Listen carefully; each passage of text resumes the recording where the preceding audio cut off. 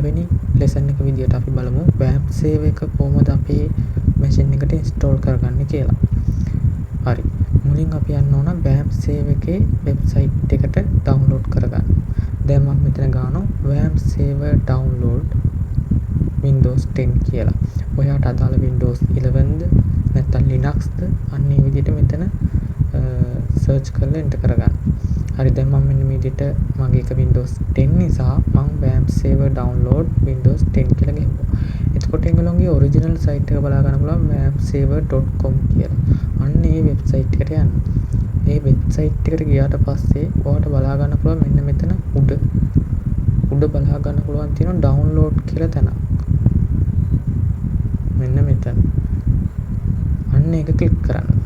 හරි ඊට පස්සේ මෙන්න මෙතන බලා ගන්න පුළුවන් WAMP save 64 bits කියලා තියෙනවා. අන්න එතන ක්ලික් කරන්න. ඊට පස්සේ මෙන්න මෙතන බලා ගන්න පුළුවන් download directly කියලා තියෙනවා. අන්න එතන ක්ලික් කරන්න. හරි ඊට පස්සේ ඔයාගේ මැෂින් එකට මේ setup file එක install වෙනවා බලා ගන්න පුළුවන්.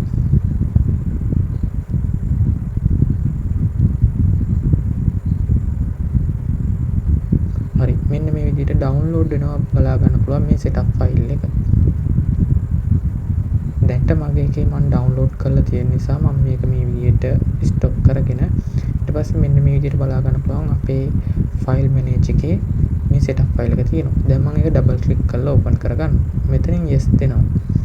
yes දීලා බලා ගන්න පුළුවන් මෙන්න මේ විදිහට ඇවිල්ලා තියෙනවා. මෙතනින් අපිට ඕන කරන language එක English තෝරගෙන මෙතනින් okay කියලා දෙනවා.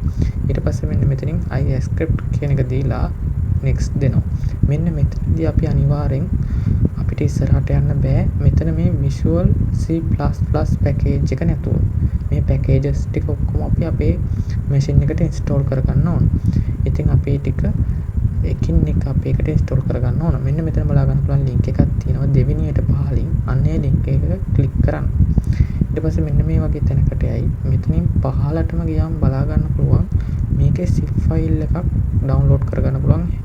හැම setup file එකක් එකට තියෙනවා.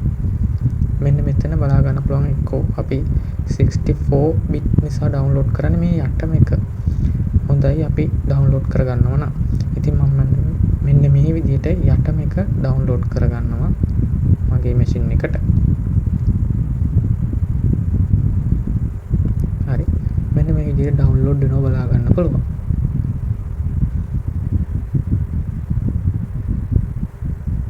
හරි. ඊට පස්සේ මම download කරගත්ත file එක මෙන්න මේ විදිහට මම මේ file එක unzip කරගන්නවා. හරි.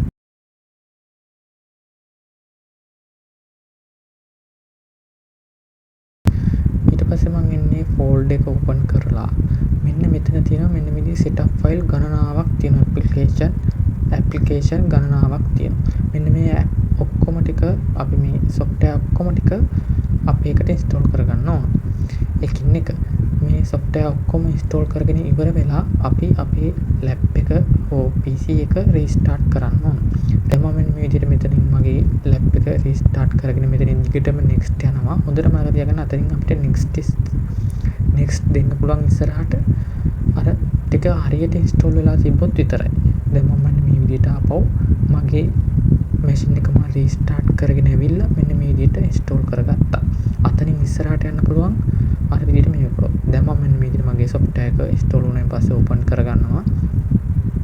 මේ විදිහට බලා ගන්න පුළුවන් loading වෙනවා. මෙතන පහළ බලා ගන්න පුළුවන් task bar එකේ අපිට පහළ බලා ගන්න පුළුවන් WAMP save එකේ icon එකක් තියෙනවා task bar එකේ.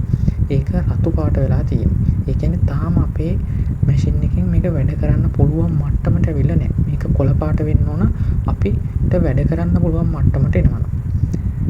රතු තැඹිලිට හුරු කහ පාටක් කරනවා ඊට පස්සේ කොළ පාට. කොළ පාට එනකම් මේක මේ විදිහට loading වෙනවා බලා ගන්න පුළුවන්.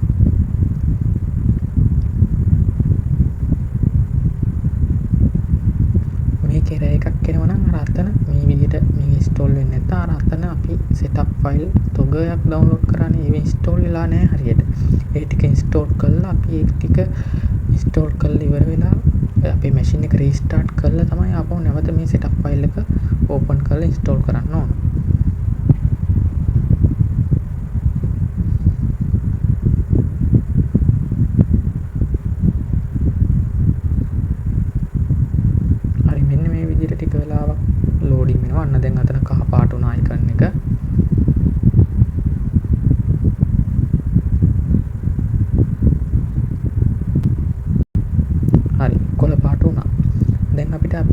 සේව් එක රන් කරන්න පුළුවන්. දැන් අපිට මේක රන් කරන්න පුළුවන් මේ ටාස්ක් බාර් එක පාවිච්චි කරලම තමයි. දැන් මම එතනට යනවා. ඒ අයිකන් එක ක්ලික් කරනවා. ඒ අයිකන් එක ක්ලික් කරාට පස්සේ ඔයාලට බලා ගන්න පුළුවන් මෙන්න මේ විදිහට MySQL කියලා තැනක් තියෙනවා. අන්න එතනට mouse point එක ගෙනියලා ක්ලික් කරන්නේ නැතුව point එක ගෙනිච්ච මෙන්න මේ විදිහට පෙන්වනවා. ඒක ක්ලික් කරන්නේ නැතුව එහෙම ඉස්සරහට ආවම අපිට බලා ගන්න පුළුවන් MySQL console කියලා තැනක් තියෙනවා. අන්න එතන ක්ලික් කරන්න. දැන් ඊට පස්සේ ඔයාලට මෙන්න මෙතන root කියලා පෙන්වන්න පුළුවන්. අන්න එතන okay කරන්න. ඒව වෙනස් කරන්න ඕනේ නේ. ඊට පස්සේ ටික වෙලාවකින් ඔයාලට මෙන්න මේ විදිහට console එකක් open වෙයි. මෙතනදී enter password කියලා අහනවා. ඒක ඔහොමම තියලා enter බටන් එක ඔබන්න. හරි. දැන් මෙන්න මේ console එකේ තමයි අපි ඉස්සරහට SQL code කරන්නේ. එහෙනම් අපි ඊළඟ lesson එකෙන් හම්බෙමු. හැමෝටම සුබ දවසක්.